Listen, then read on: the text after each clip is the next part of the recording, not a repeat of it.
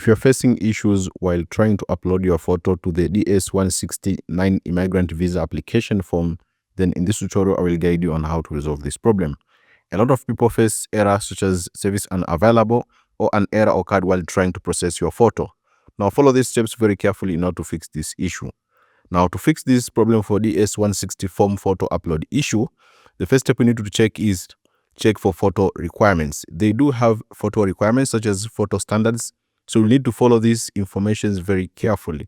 I'll provide this link in the description so that we check for these requirements. So just check on this video on the description for the photo requirements so that maybe you may not follow the requirements, such as that's why you are getting errors or you are facing issues in uploading to the DS-160 non-immigrant visa application form.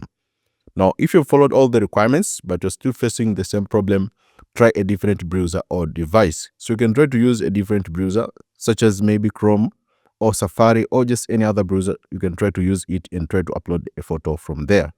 Also, you can try to clear cache and cookies and restart your browser. If you do so, but you're still facing again the same issue, now the website may be experiencing high traffic. You can try again later. Now, this is a very common problem. When a lot of people are trying to apply for the non-immigrant visa application, you'll end up receiving a lot of error messages. So I highly advise you to wait for a few hours and try again later. So the website may be experiencing high traffic. Try again later. Now, if it all fails, if your photo upload fails, you should submit one printed photograph with your DS-160 confirmation page to the US Embassy where you're applying. So if it all fails, I highly advise you to submit one printed photograph with your DS-160 confirmation page to the US Embassy where you are applying. Since it all fails, you can just do it so. But in most cases, if you follow these instructions very carefully, you'll be able to resolve this issue.